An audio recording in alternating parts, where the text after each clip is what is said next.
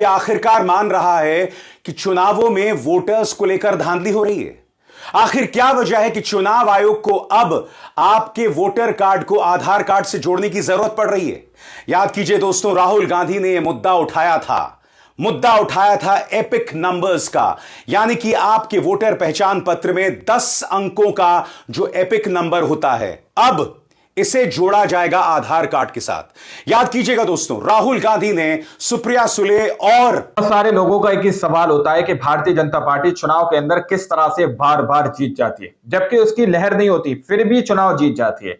अब देखिए, पहले जिस तरह से मिस्टर राजीव कुमार चुनाव आयोग थे, लेकिन अब जब से वो रिटायर हुए उसके बाद से चुनाव आयोग बार बार फंसता हुआ नजर आ रहा है। और चुनाव आयोग ने सीधे तौर पर अपनी गलती भी मान ली है दोस्तों, और पूरा खेल एक्सपोज हो चुका है, सारी सच्चाई सामने निकल कर आ चुकी है कि किस तरह से वोटों के जो है हेर फेर किए जाते हैं चुनाव के वक्त। इधर से उधर खेल जो है अपने चरम पर चलता है। हमारे साथ वरिष्ठ पत्रकार मौजूद हैं, अभिसार शर्मा, आप उनकी इस रिपोर्ट को देखें। तो क्या अब चुनाव आयोग ये आखिरकार मान रहा है कि चुनावों में वोटर्स को लेकर धांधली हो रही है? आखिर क्या वजह है कि चुनाव आयोग को अब आपके वोटर कार्ड को आधार कार्ड से जोड़ने की जरूरत पड़ रही है? याद कीजिए दोस्तों, राहुल गांधी ने यह मुद्दा उठाया था एपिक नंबर्स का, यानी कि आपके वोटर पहचान पत्र में 10 अंकों का जो एपिक नंबर होता है, अब इसे जोड़ा जाएगा आधार कार्ड के साथ। याद कीजिएगा दोस्तों, राहुल गांधी ने सुप्रिया सुले और संजय राउत के साथ प्रेस कॉन्फ्रेंस किया था और 3 सवाल पूछे थे।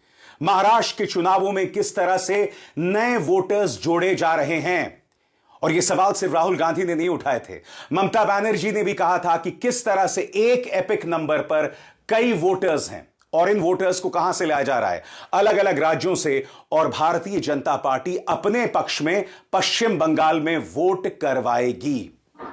खबर बड़ी है, चुनाव आयोग का क्या फैसला है आपके स्क्रीन पर। वोटर कार्ड को आधार से लिंक करने की तैयारी प्रक्रिया पर एक्सपर्ट्स की चर्चा जल्द शुरू होगी। सुप्रीम कोर्ट 2015 में इस पर रोक लगा चुकी थी। राहुल गांधी की कोशिशें रंग लाई हैं और यह खबर क्या है आपकी स्क्रीन पर। केंद्र सरकार वोटर आईडी और आधार को लिंक करने की तैयारी कर रही है। इसे लेकर मंगलवार को चुनाव आयोग और unique identification authority of India यानी यूआईडीएआई के अधिकारियों की बैठक हुई। इसमें दोनों को लिंक करने पर सहमति बनी। अब जल्द इस पर एक्सपर्ट्स की राय ली जाएगी। आयोग का कहना है कि वोटर कार्ड को आधार से जोड़ने का काम मौजूदा कानून और सुप्रीम कोर्ट के निर्देशों के अनुसार किया जाएगा। इससे पहले 2015 में भी ऐसी कोशिश हो चुकी है, लेकिन सुप्रीम कोर्ट ने इसे खारिज कर दिया था। दोस्तों, मैं आपको बतलाना चाहूंगा कि राहुल गांधी ये मुद्दा लगातार उठाते रहे, और न सिर्फ राहुल गांधी, ये मुद्दा जो है ममता बनर्जी उठाती रही हैं। वोटर्स लिस्ट में धांधली का मुद्दा अरविंद केजरीवाल भी उठाते रहे हैं, मगर चुनाव आयोग की कान में जूं तक नहीं रेंगी। अब वो लोग ये फैसला तो उठा रहे हैं, मगर असली मुद्दे से वो अब भी भाग रहे हैं। राहुल गांधी ने इस पर क्या प्रतिक्रिया दी आपके स्क्रीन पर। राहुल कहते हैं, आज भारत के चुनाव आयोग ने ऐलान किया कि वोटर आईडी को आधार से जोड़ा जाएगा। कांग्रेस और इंडिया गठबंधन लगातार वोटर्स लिस्ट से जुड़ी समस्याओं को उठा रहे हैं, जिनमें असामान्य रूप से ज्यादा नाम जुड़ना, बिना वजह नाम हटना और डुप्लीकेट वोटर आईडी नंबर जैसी बातें शामिल हैं। आधार से लिंक करने से डुप्लीकेट वोटर आईडी की समस्या हल हो सकती है, लेकिन सबसे गरीब और हाशिए पर खड़े लोग इस प्रोसेस में ज्यादा दिक्कतों का सामना कर सकते हैं। चुनाव आयोग को यह सुनिश्चित करना चाहिए कि किसी भी भारतीय को वोट देने के अधिकार से वंचित न किया जाए, और साथ ही प्राइवेसी से जुड़ी चिंताओं का भी समाधान किया जाए।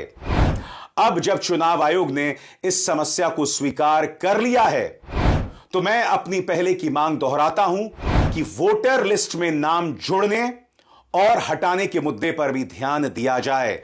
सबसे पहले महाराष्ट्र 2024 विधानसभा और लोकसभा चुनावों की पूरी इलेक्टोरल फोटो रूल्स को सार्वजनिक किया जाए। और मैं आपको याद दिलाना चाहूंगा कि सुप्रिया सुले और संजय राउत के साथ प्रेस कॉन्फ्रेंस में राहुल ने 3 अहम सवाल उठाए थे। पहला सवाल आपके स्क्रीन पर। सबसे पहला सवाल,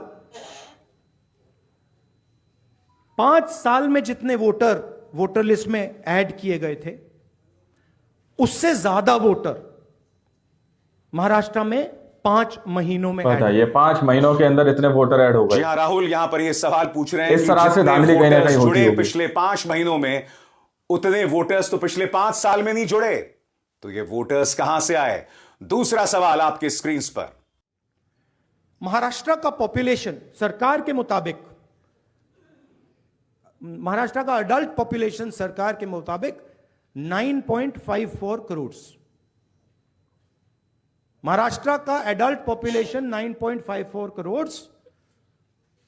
इलेक्शन कमीशन के मुताबिक महाराष्ट्र में 9.7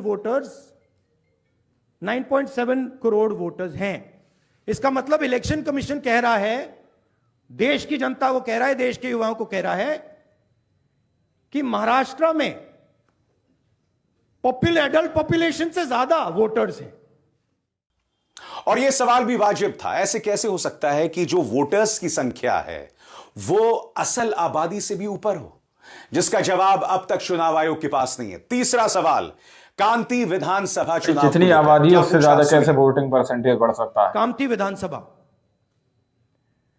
यहां पे कांग्रेस पार्टी को लोकसभा में 1.36 लाख वोट मिला है। विधानसभा में तकरीबन उतना ही वोट हमें मिला, 1.34 लाख। यह चुनाव हम जीते, लोकसभा वाला। लोकसभा के चुनाव में बीजेपी को 1.19 लाख वोट मिलता है। इस कंस्टिट्यूएंसी में 35,000 नए वोटर्स ऐड होते हैं और वो 35,000 के 35,000 वोटर सीधे बीजेपी के खाते में जाते हैं और बीजेपी चुनाव जीतती है। यह एक उदाहरण है, ऐसे महाराष्ट्र में अनेक उदाहरण हैं। और सवाल भी वाजिब था, ऐसे कैसे हो सकता है कि जितने भी नए वोटर्स जुड़े सब भाजपा के पाले में? सवाल उठेगा। मैं आपको बतलाना चाहूंगा कि ममता बनर्जी ने भी यह मुद्दा उठाया था।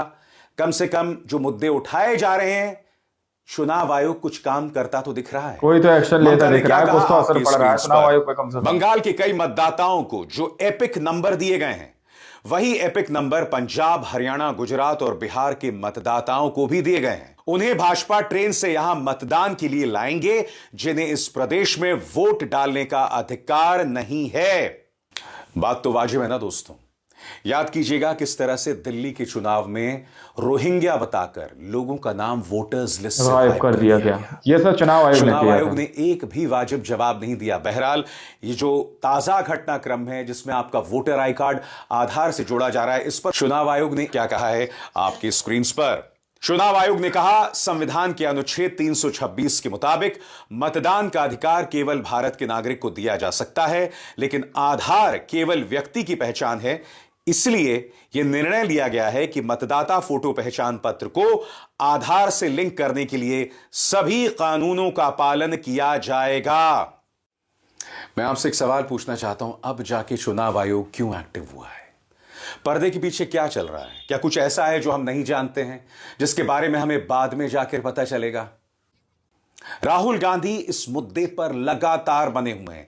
याद है आपको, संसद में उन्होंने इस पर चर्चा की मांग की थी, मगर देखिएगा ओम बिरला साहब के तेवर। यही ओम बिरला साहब जब प्रधानमंत्री नरेंद्र मोदी को देख रहे होते हैं तो चेहरे पर क्या मुस्कान होती है, और जब राहुल गांधी सवाल उठा रहे होते हैं तो तेवर देखिएगा क्या थे। स्पीकर सर,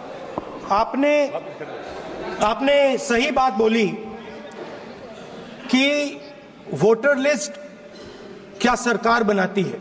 मैंने नहीं बोला नहीं, आपने बोला क्या, और आपने सही बोला कि सरकार वोटर लिस्ट नहीं बनाती है। मगर पूरे देश में वोटर लिस्ट पर सवाल उठ रहे हैं, हर स्टेट में, हर ऑपोजिशन के स्टेट में, और महाराष्ट्र में black and white voter list पे सवाल उठे हैं। तो पूरा ऑपोजिशन मिलकर, मुस्कान होती है, मुस्कुराहट अलग ही होती है। ऑपोजिशन मिलकर सिर्फ ये बोलने दीजिए, पूरा ऑपोजिशन सिर्फ मिलकर ये कह रहा है कि वोटर लिस्ट पे यहां पे एक डिस्कशन हो जाए। ओके। आप बनाते नहीं हो, इसको हम एक्सेप्ट कर रहे हैं, आप डिस्कशन तो कीजिए। लगातार बीच में गतिरोध पैदा करना, व्यवधान पैदा करना, यह देश के लोकतंत्र का सवाल है, चुनावों का सवाल है। अगर चुनाव पारदर्शी नहीं होंगे तो लोकतंत्र के क्या मायने रह जाते हैं। मैंने कई बार आपसे कहा है दोस्तों, जो लोग ईवीएम हैक करने की बात करते हैं, मैं उस पर विश्वास नहीं करता, मगर हां, वोटर्स लिस्ट में धांधली हो सकती है और यह बार बार प्रमाणित हो रहा है। याद है आपको दिल्ली में क्या हुआ था? अरविंद केजरीवाल ने बाकायदा पर्दाफाश किया था कि किस तरह से लोगों को वोटर्स लिस्ट से हटा दिया गया।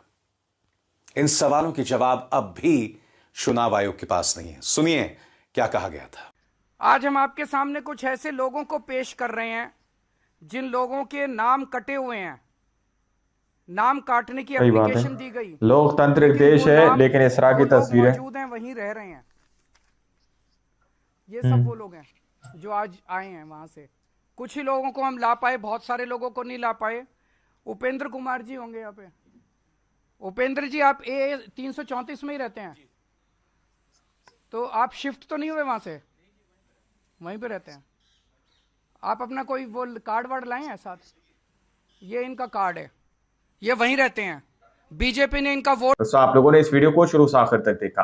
वीडियो के अंदर साफ तौर पर बात की गई है कि किस तरह से वोटर की धांधली जो है सामने निकल कर आ चुकी है। वोटर के अंदर वोटों की जो धांधली होती है वो किस तरह से अपने चरम पर की जाती है। अब सीधे तौर पर कहीं ना कहीं विपक्ष का जो प्रेशर है वो चुनाव आयोग के ऊपर पड़ता हुआ नजर आ रहा है। पहले मिस्टर राजीव कुमार थे, वो अपनी शेरो शायरी के जरिए से किसी भी तरह से लोगों को इधर से उधर तितर बितर कर देते थे, लेकिन ये जो नए आए हैं ज्ञानेश कुमार, वो सीधे तौर पर मुझे लगता है वो नहीं कर पा रहे हैं। तो अब सीधे तौर पर वो जो है यहाँ पर अपनी गलती मान रहे हैं और ईपीआईसी नंबर को लेकर जिस तरह से दोस्तों यहाँ पर मामला चल रहा है, एपिक नंबर जो कि वोटर कार्ड पर होता है, एक सीरियल नंबर हम जिसको कह सकते हैं, उस नंबर को लेकर बंगाल के अंदर ममता बनर्जी ने सीधे तौर पर खुलासा किया था कि यहां पर भी वोटर कार्ड पर वही नंबर है और दूसरी जगह पर भी वोटर कार्ड पर वही नंबर है। यानी कि ये वो खेल है दोस्तों कि हर राज्य के अंदर लोगों को बुलाकर फर्जी वोटरों को खड़ा करके एक विशेष पार्टी के खाते में वोट पहुंचाए जाते हैं और उसको जिता दिया जाता है। लेकिन बंगाल के अंदर यह खेल पूरा एक्सपोज हो गया। अब आप लोग इस रिपोर्ट के बारे में क्या सोचते हैं, क्या समझते हैं? अपनी राय कमेंट सेक्शन में जरूर दीजिएगा। इतना वीडियो में जब तक के लिए जय हिंद, जय भारत।